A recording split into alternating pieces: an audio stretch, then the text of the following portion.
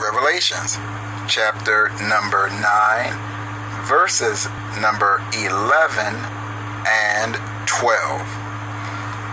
And they had a king over them, which is the angel of the bottomless pit, whose name in the Hebrew tongue is Abaddon, but in the Greek tongue has his name Apolyon.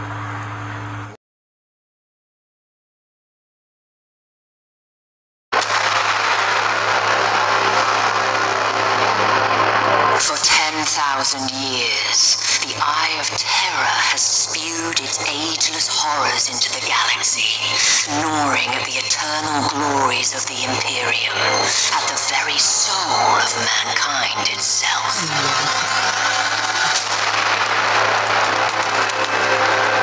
And for every one of those 10,000 years, the fortress world of Cadia has held the gate closed, an adamantium bastion, granted strength by flesh and bone, and seeded purpose by faith in the Emperor's holy light.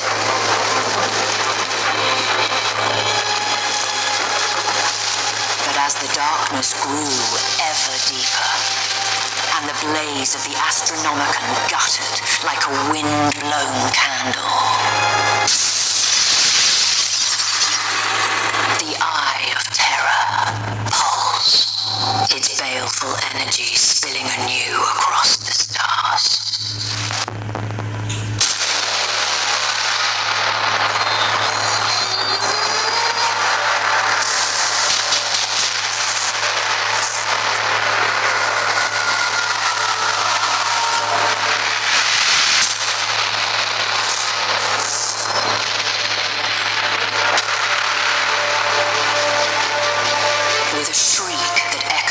Nightmares from Medusa to Ultramar, the Black Fleet slipped its moorings.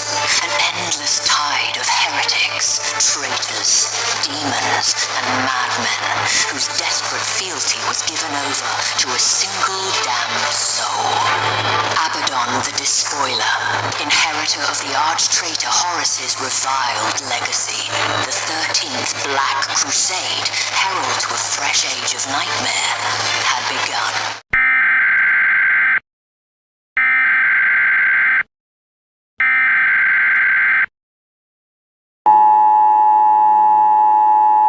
This is not a test. This is your emergency broadcast system announcing the commencement of the annual purge sanctioned by the U.S. government.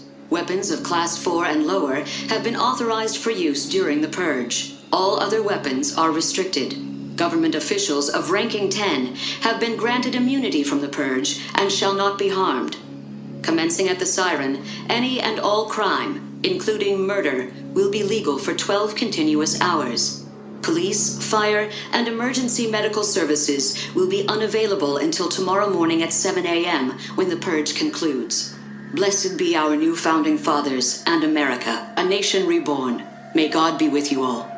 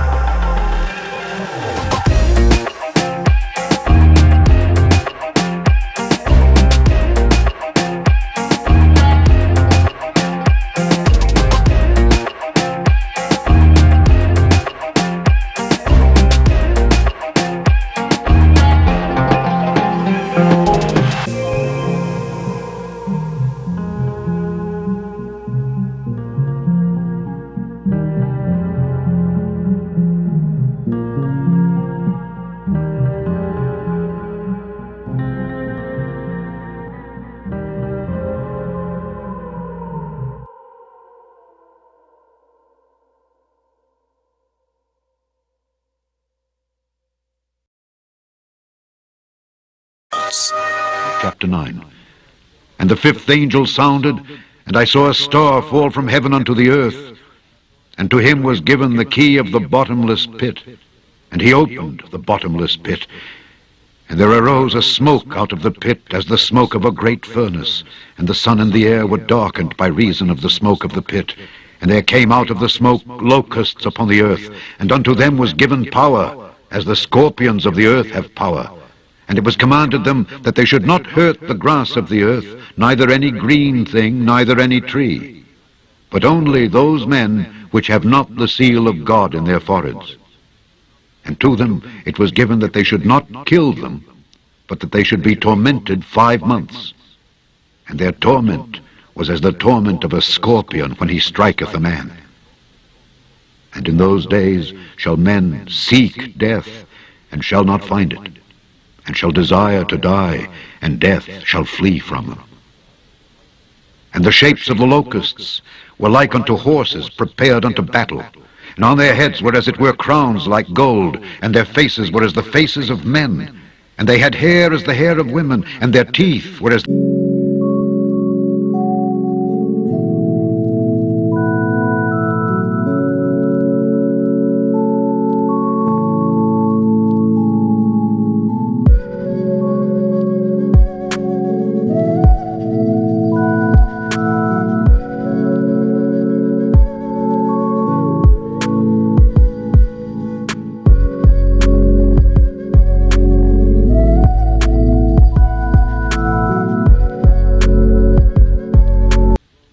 And behold,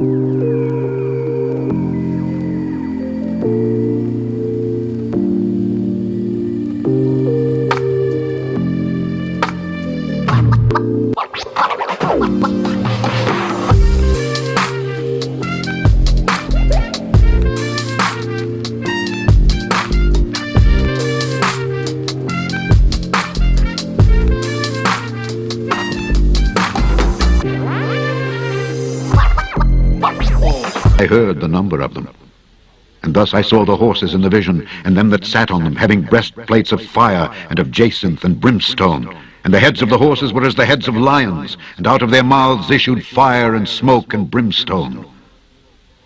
By these three was the third part of men killed, by the fire, and by the smoke, and by the brimstone which issued out of their mouths. For their power is in their mouths, and in their tails. For their tails were like unto serpents, and had heads, and with them they do hurt. And the rest of the men which were not killed by these plagues, yet repented not of the works of their hands, that they should not worship devils and idols of gold and silver and brass and stone and of wood, which neither can see nor hear nor walk. Neither repented they of their murders, nor of their sorceries, nor of their fornication, nor of their thefts. Repent of their murders or their sorceries, or of their sexual immorality, or their thefts. The history of our planet, the planet Earth, may well be traced by the wars our fellow humans have so often fought. It was Babylon that first conquered on a global way, and I wonder how many peace-loving boys and their dads perished to fill the coffers of their kings. Then the Assyrians and Persians and Greek armies sowed blood, broken bodies, and death across the face of the earth. In cold, calculated, and cruel efficiency, the Romans fought and won the world that we know today. In more modern times, the 13th century inhabitants of Asia were mesmerized by the Khans, and the Mongol Empire was carved across continents, leaving an estimated 40 million people in its path. 500 years later, Napoleon ravaged Europe for 20 years with a death toll of nearly 5 million, as his armies blindly followed him. Most vividly, that strange little man who hypnotized some of the most sophisticated and civilized cultures of the planet, and to becoming the barbaric butchers of humanity. As we think of Hitler, as he, through his plans inspired by demons, caused upwards of 50 million to die on this planet, with 6 million of them being gassed, butchered, and murdered, the promised people, the Jews.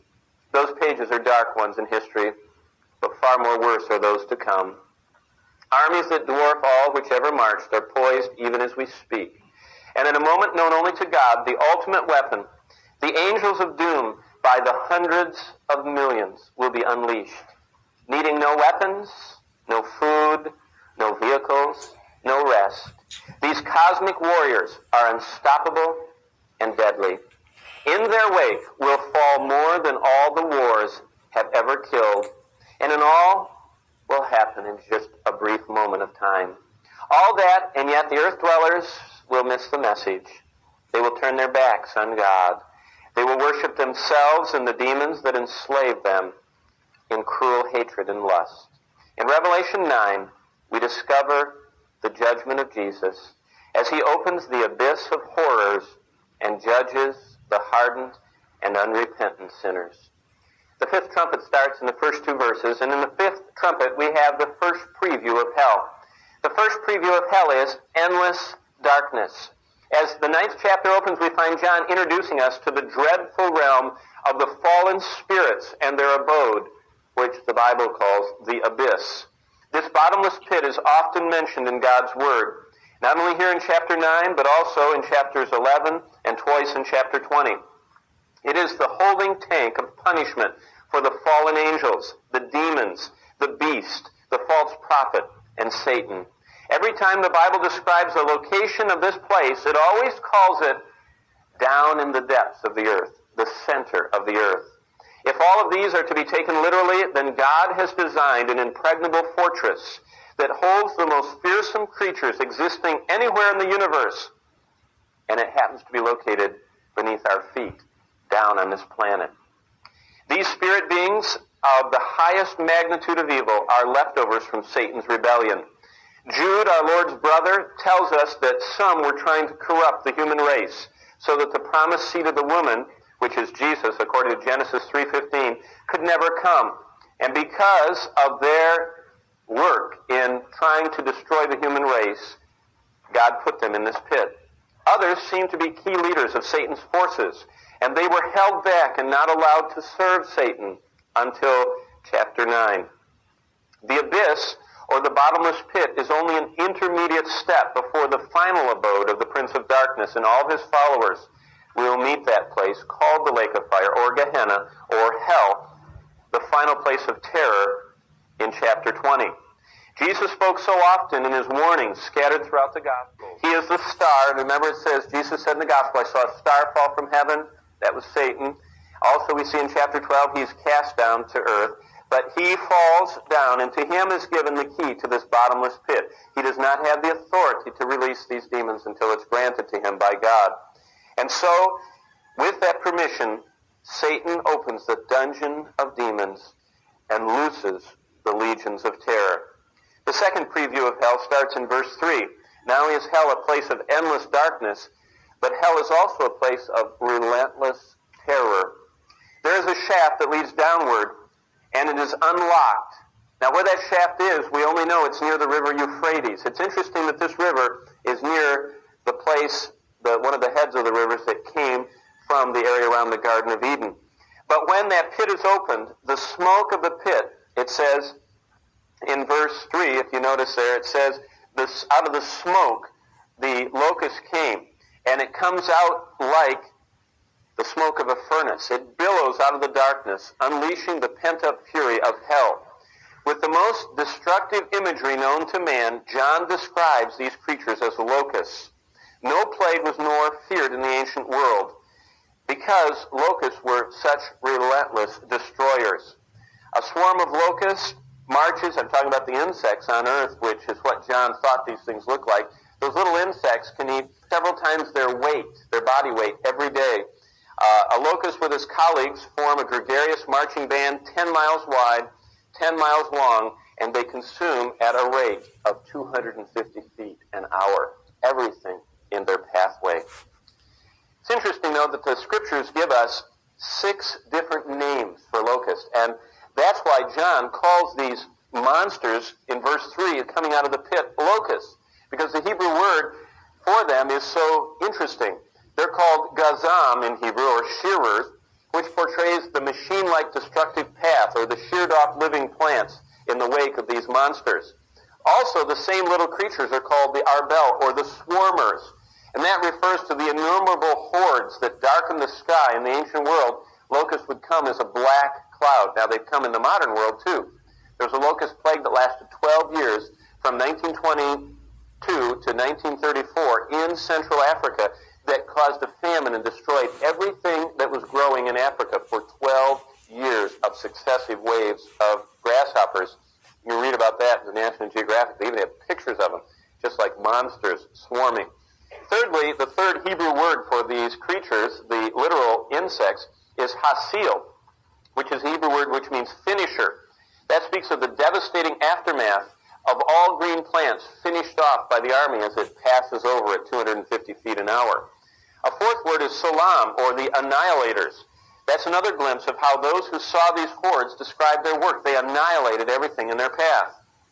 The fourth word is hargal in Hebrew, which means the galloper, which notes the incredible speed of destruction as they pour out, unstoppably destroying the face of the earth. The last word is tetsalel, which is literally the word creaker, which reminds us that locusts are ominously heard creaking toward you long before they're seen. To the people that lived in the ancient world who dreaded these, they would say the shearing, swarming, finishing, annihilating, galloping, creaking army was coming toward them. Well, that's what God sends, only demonically. Look at verse 5. They were not given authority to kill the humans, but to torment them for 5 months. It's interesting, the whole life cycle of a grasshopper lasts 5 months. That's from eggs through a mature adult that's munching its way 250 feet an hour. The time limit God gives these creatures, therefore these demonic ones, is the same as the normal life cycle of a physical locust. It's also interesting that this plague, flooding the earth with these horrible creatures, lasts as long as the floodwaters that God sent of literal waters to destroy all of humanity, which also was for 5 months in Genesis 8. Then they are swept back, presumably where they came from, down into the pit, and God closes the pit for these horrible creatures that are creeping across the earth. Do any of earth's tormented inhabitants turn in sorrow to their Creator? It's not clear. But we do know that God awaits any that will listen to join the white-robed multitude we saw in chapter 7. Also, look at verse 7 of chapter 9. It says that the shape of these locusts was like horses prepared for battle.